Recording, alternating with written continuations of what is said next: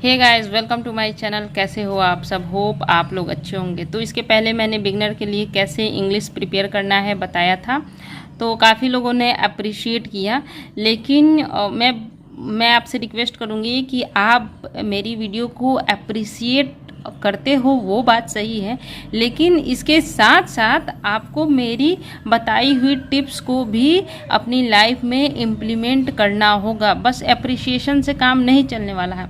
आप उसको फॉलो करो, इम्प्लीमेंट करो और देखो कि बेनिफिट हो रहा है या नहीं हो रहा है। अगर हो रहा है तो फिर आके मुझे बताओ। मुझे कैसे पता चलेगा कि मैं जो वीडियोस बना रही हूँ आप लोग उसे फॉलो कर रहे हो नहीं कर रहे हो?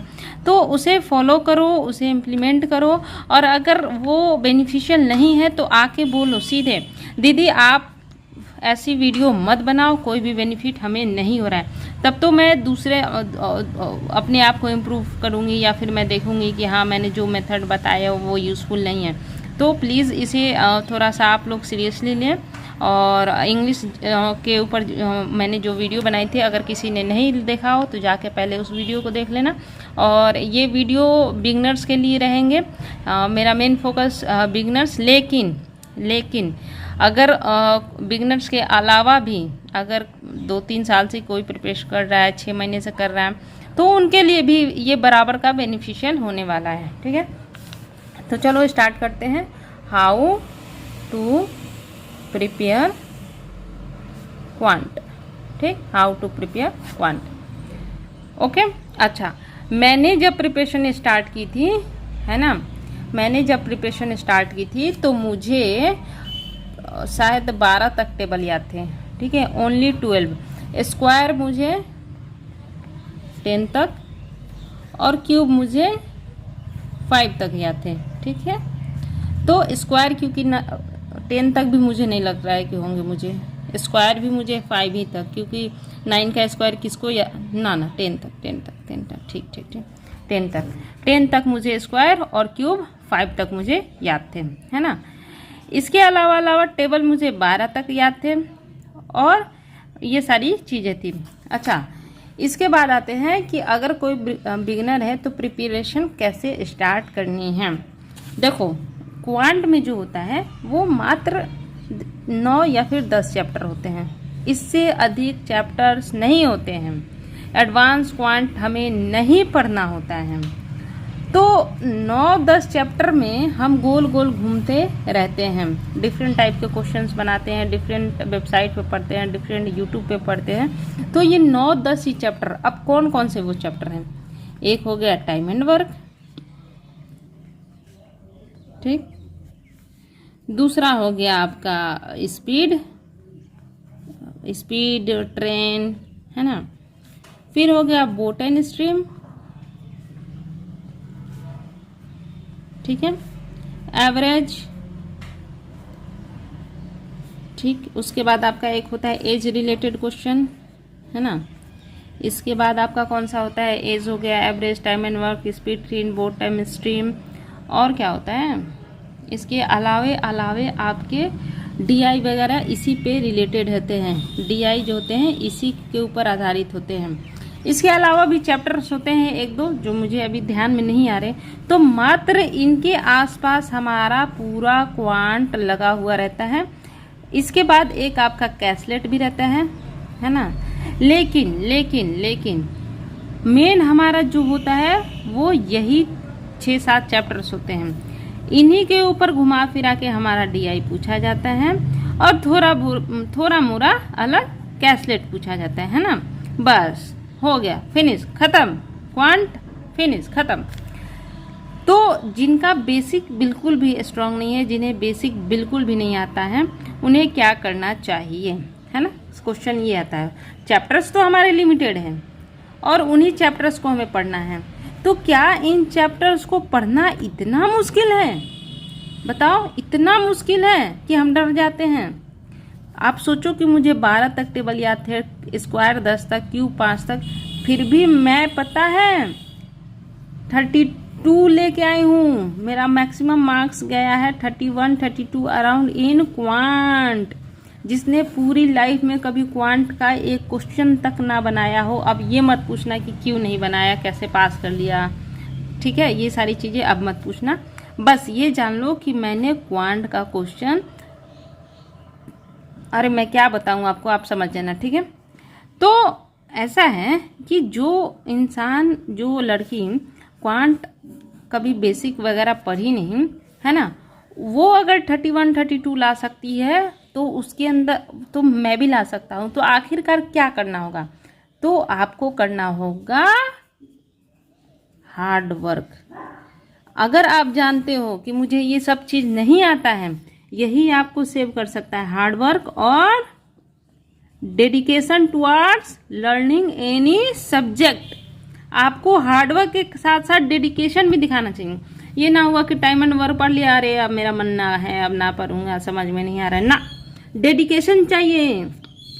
तभी तो आपको पता है आपको नहीं आता है, आपको सीखना है। बच्चे को क ख ग सिखाया जाता है तो कितने दिन में सीखता है, बहुत टाइम लगता है ना। तो वो बार बार छोड़ता है, बोलता है मैं नहीं लिखूंगा, लेकिन हम उसे ज़बरदस्ती लिखवाते हैं और आखिरकार क से ग तक उसे आता है ना। सेम प्रोसेस यहाँ पे करना है। नहीं आता है इसका मतलब ये नहीं कि नहीं आएगा, है ना, हमें आना चाहिए, हम सीखेंगे, ठीक है।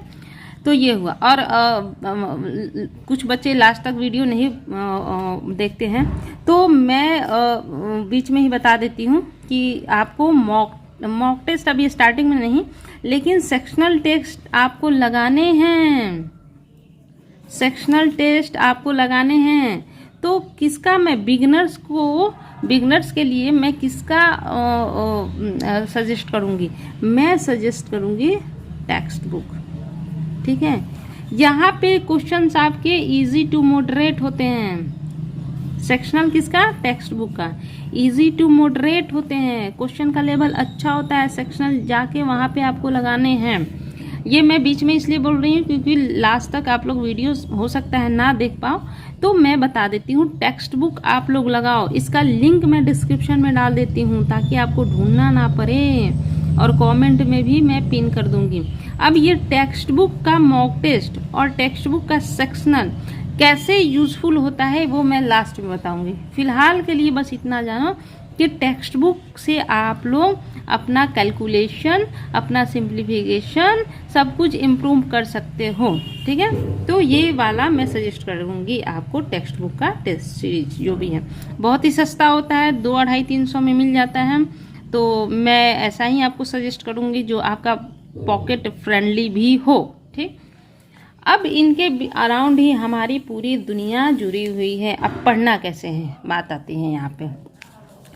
सबसे पहले ये मत उठाओ, ये मत उठाओ, ये मत उठाओ, ये मत उठाओ, इसे मारो गोली, ठीक है। ये उठाओगे तो ये आपको डीमोटिवेट कर देगा, परेशान कर देगा। तो सबसे पहले ये नहीं उठाना है। सबसे पहले हम क ख ग पढ़ते हैं तभी तो हम पढ़ पाते हैं कबूतर, है ना, या फिर डायरेक्ट हम कबूतर पढ़ने लगते हैं, नहीं ना, नहीं, पहले हम बेस बनाते हैं तब जाके हम ये पढ़ पाते हैं। वही चीज़ हमें हर सब्जेक्ट में अप्लाई करना है। पहले अपना बेस बनाना है। बेस बनाने के लिए सबसे पहले आपको 20 तक का टेबल याद होना चाहिए। टेबल याद होना चाहिए। टेबल कैसे याद करना है ना, जैसे जैसे मैं बताऊंगी वैसे वैसे सुनते जाना आप लोग। और लंबी हो जाएगी वीडियो क्योंकि हर चीज़ बतानी है मुझे, तो लास्ट तक देखना। 20 का टेबल कैसे, तो मान लो आपने 13 का टेबल याद किया आज, ठीक है, खाना खा रहे हो, है ना, तो 13 एकम 13, 13 दूनी 26, 33 40, 63, ऐसे आपको मन में रिपीट करना है। सोने जा रहे हो, मन में रिपीट करना है। घूमने जा रहे हो, मन में रिपीट करना है। यहाँ तक कि आप टॉयलेट में भी हो तो 13 का पहरा याद करते रहना है। टॉयलेट में भी 14 का पहरा याद करते रहना है, यानी कि रिकॉल करना है आपको। सेम प्रोसेस आपको स्क्वायर, आपको एटलीस्ट 60-70 तक का याद होना चाहिए। क्यूब आपको बस 20 तक का चाहिए होता है, ठीक। ये आपका बेस है। और जैसे मैंने बोला कि अपने आप से रिकॉल करना है, क्योंकि एग्ज़ाम में आपको ये रिकॉल की पावर ही आपको प्रीलिम्स में बेड़ा पार लगाएगी। तो आपको रिकॉल का प्रोसेस आना चाहिए कि किसी ने पूछा कि 17 साते कितना, तो आप बोल दो 119। ये नहीं कि 17 एकम 17, 17 दूनी 34, नहीं। कब होगा ऐसे? जब आप रिकॉल करोगे। 23 का स्क्वायर कितना? 529। ऐसे आपको रिकॉल का पावर करना है। चाहे आप जहाँ भी रहो पूरे दिन में इसको रिकॉल करते रहो कि आज मैंने ये पढ़ा था, 24 का स्क्वायर ये पढ़ा था, 26 का स्क्वायर ये पढ़ा था। दोस्तों के बीच में रहो, पढ़ने लगो दिमाग में। दोस्त सोच रहे हैं कि आप उनसे बातें कर रहे हो, ना ना ना ना, आप उनसे बात नहीं कर रहे हो, आप टेबल याद कर रहे हो, स्क्वायर याद कर रहे हो, क्यूब याद कर रहे हो। देखो मात्र 10 दिन ऐसे प्रैक्टिस करके देखो, मैं बता रही हूँ इतना बेनिफिट होगा ना, इतना बेनिफिट होगा कि पूछो मत, है ना। ये हो गया। कम से कम 1 महीने मंथ लगेंगे आपको, 20 तक का याद हो जाएगा ये सारी चीज़ें। ज़्यादा बर्डन नहीं लेना है, थोड़ा थोड़ा याद करना है। जैसे एक दिन 13 का टेबल याद कर लिया, फिर अगले दिन उसको रिपीट किए, फिर अगले दिन रिपीट किए, फिर एक दिन 14 का याद कर लिया, फिर 13 14 दोनों का टेबल रिपीट कर रहे हो। ऐसे ही स्क्वायर और क्यूब में भी करना है। अब ये करने के बाद आपको कूदना है सिंप्लीफिकेशन पे। सिंप्लीफिकेशन में सबसे पहले पढ़ना है बोर्ड मास। बोर्ड मास बोले तो ये लगेगा या फिर ये लगेगा, पहले इसका कैलकुलेशन करना है पहले या फिर इसका कैलकुलेशन करना है पहले। तो बोर्ड मास पहले पढ़ लो क्योंकि यहाँ से दिक्कत आती है। सिंप्लीफिकेशन पढ़ना है। सिंप्लीफिकेशन बहुत से ज़्यादा लगाना है। टेक्स्ट बुक में सेक्शनल सिंप्लीफिकेशन का होगा। सिंप्लीफिकेशन का क्विजेज बहुत सारा लगाना है। इसके अलावा भी आप कहीं और से भी लगा सकते हो, है ना। तो सिंप्लीफिकेशन के बहुत सारे क्वेश्चन लगाओ, कम से कम 2000 लगा जाओ, 3000 लगा जाओ, 4000 लगा जाओ। पूरे दिन में अगर टारगेट बना लो कि मुझे 20-25 सिंप्लीफिकेशन, 30 सिंप्लीफिकेशन करने ही करने हैं, है ना। सिंप्लीफिकेशन आपका स्ट्रांग हो गया। इसके बाद यहाँ पे जाओ time and work, speed train, boat and stream, ये आपने बेस अच्छा कर लिया तो ये आपका इजी हो जाएगा। अब इसके लिए मैं 3 टीचर को सजेस्ट कर सकती हूँ। एक अमर सर, एक आशीष अरोरा, ठीक, लोकेश शर्मा और एक और है अरुण सर, ठीक है। 3-4 है। इनमें से किसी एक को फॉलो करो। क्वांट के लिए ओनली सिंगल टीचर, क्वांट के लिए, क्योंकि कोई टीचर कुछ पढ़ाता है ट्रिक, कोई टीचर कुछ पढ़ाएगा ट्रिक, तो आप पजल हो जाओगे। तो सिंगल टीचर सबसे एक बार पढ़ लो, देखो कि कौन टीचर आपको अच्छे लग रहे हैं, किनकी पढ़ाया हुआ समझ में आ रहा है, उनसे पढ़ो, ठीक है। जब सब कुछ अच्छा हो जाए, जब सब कुछ खत्म कर लो, तो सारे टीचर से आप क्वेश्चन निकालने के लिए एक बार देख लो कि ये टीचर कौन सा क्वेश्चन दे रहे हैं, उसको खुद से बनाने की प्रैक्टिस करने के लिए बस अदर टीचर का यूज़ करना है। तो चारों में से किसी एक को फॉलो करो स्ट्रिक्टली। ये नहीं कि कभी इस पे जंप किए, कभी इस पे जंप किए, ना। पहले एक टीचर से पूरा पढ़ लो सिलेबस, उसके बाद दूसरे टीचर पे जाओ, क्योंकि आपको ये समझ में आ गया तो दूसरा टीचर कोई क्वेश्चन देगा तो आप अपने तरीके से उसको कम से कम बनाने की कोशिश तो करोगे, ठीक है। तो ऐसा करना है। इसके बाद जैसे टाइम एंड वर्क उठाया आपने, टाइम एंड वर्क उठाया, ठीक, टाइम एंड वर्क उठाया। अब इसको जितने, मान लो तुमको अमर सर से पढ़ना है तो अमर सर के जितने भी वीडियो है 30 हो या 40 हो, उससे कोई मतलब नहीं पड़ता है। पहले बेसिक से पढ़ना कि टाइम एंड वर्क का फॉर्मूला क्या होता है, बेसिक फंडा क्या होता है, कैसे टाइम एंड वर्क काम करता है, टाइम एंड वर्क क्यों पढ़ते हैं, बेसिक पहले सीखना है ना। उसके बाद एडवांस पे जाना। ये नहीं कि पहले ही पढ़ने लगे टफ ना, फिर तो काम नहीं चलेगा। बेसिक से पढ़ना, इसके बाद धीरे धीरे एडवांस की तरफ जाना। तो सबसे पहले time and work part 1, part 2, part 3 करके किसी का भी होगा बेसिक से, उसको पढ़ना, ठीक है। 2 दिन 3 दिन, ये नहीं कि आज ही पढ़े और कल से क्वेश्चन बनाने लगे ना। आज पढ़ो, मान लो कोई कंसेप्ट पढ़ा, उस पर क्वेश्चन ढूंढो और उसके 20 क्वेश्चन करो। आज आपने 4 कॉन्सेप्ट पढ़ा, चारों कॉन्सेप्ट के क्वेश्चन ढूंढो, गूगल करो, कहीं से करो, कहीं से निकालो, उस कॉन्सेप्ट के 20-20 क्वेश्चन कर डालो, ठीक है। फिर ज़्यादा कॉन्सेप्ट नहीं होते हैं, हर चैप्टर में छोटा थोड़ा ही कॉन्सेप्ट होता है, ज़्यादा से ज़्यादा 8 होगा, 10 होगा, यही तो होगा। तो ऐसे करना है, क्वेश्चंस आपको प्रैक्टिस करने हैं। क्या होता है कि हम लोग पढ़ लेते हैं टाइम एंड वर्क, आज पढ़ लिया, कल सोचे एवरेज पढ़ लेते हैं, परसों एज पढ़ लेते हैं। ना ना ना, ऐसे नहीं करना है। टाइम एंड वर्क को कम से कम टाइम दो, नहीं भी दो तो 5 दिन तो दो, है ना। तो उनके सारे वीडियोस देख डालो, फिर उन्होंने जितने भी क्वेश्चन सॉल्व कराए हैं वो पढ़ो। अब एक बात बताती हूँ मैं तुमको, है ना, आप लोगों को मैं बताती हूँ। मान लो 10 क्वेश्चन है, 10 क्वेश्चन है, तो 10 में 10 आपसे नहीं बनेंगे, ये आप सोच के चलो। 10 में से मात्र आपके 5 बनेंगे, 6 बनेंगे, 4 आपसे बनने लायक नहीं होंगे, किसी से नहीं बनते हैं, ठीक है। तो स्ट्रेस नहीं लेना है कि मुझे नहीं आता है, मुझे, अरे जो बन गया उस पर तो देखो कि तुम्हारी एबिलिटी है, तुमने 6 तो बनाया, आप इस 4 पे ध्यान देते हो। ये 4 करना ही नहीं होता है, ठीक है, ये 4 करना ही नहीं होता है, तो 5-6 बनाया इनफ है, ठीक है। वैसे ही सेम आप ये सारे चैप्टर्स को करना है, ठीक है। अब इसी पे रिलेटेड डीआई आते हैं, इसी से रिलेटेड डीआई आते हैं। मान लो आपका टाइम एंड वर्क का बेसिक एकदम स्ट्रॉन्ग करना, बेसिक एकदम बिल्कुल स्ट्रॉन्ग, क्लियर, क्रिस्टल क्लियर होना चाहिए। और कैसे होगा? प्रैक्टिस से और बहुत सारी वीडियोस देखने से। अब डीआई आया कुछ भी, तो डीआई किस पे बेस्ड होता है? टाइम एंड वर्क पे, एज पे, एवरेज पे, इसी पे ना होता है, आय पे, इनकम एक्सपेंडिचर पे, इसी पे तो होता है। तो जब आप ये समझ गए तो ये नहीं उड़ा दोगे, धुआं उड़ा दोगे इसका।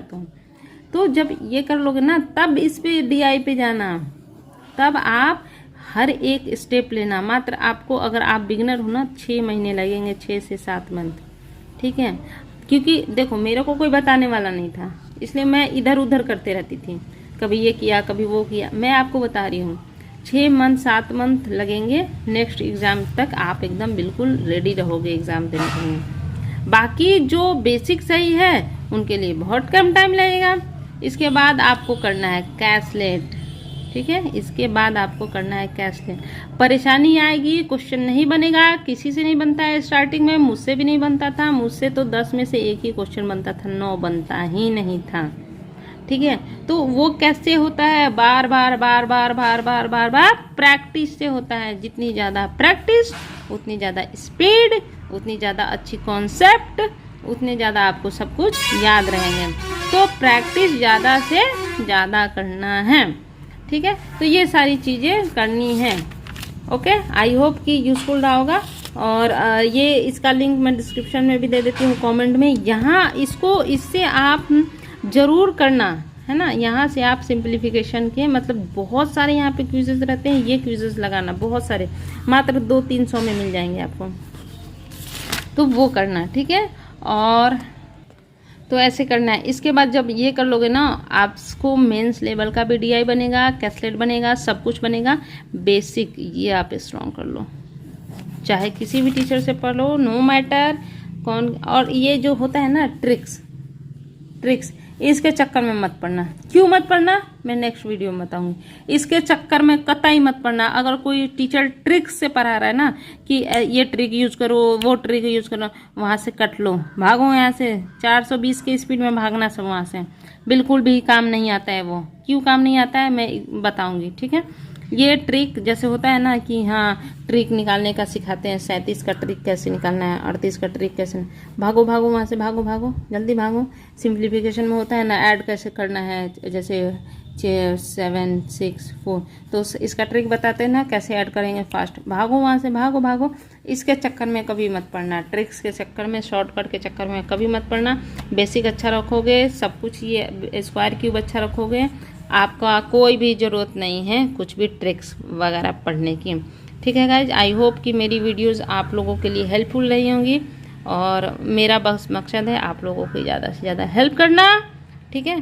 बाकी आप लोग इतना सारा मुझे प्यार देते हो, बहुत बहुत धन्यवाद। और भगवान करे आप लोग बहुत जल्दी सफलता पाओ। Thank you.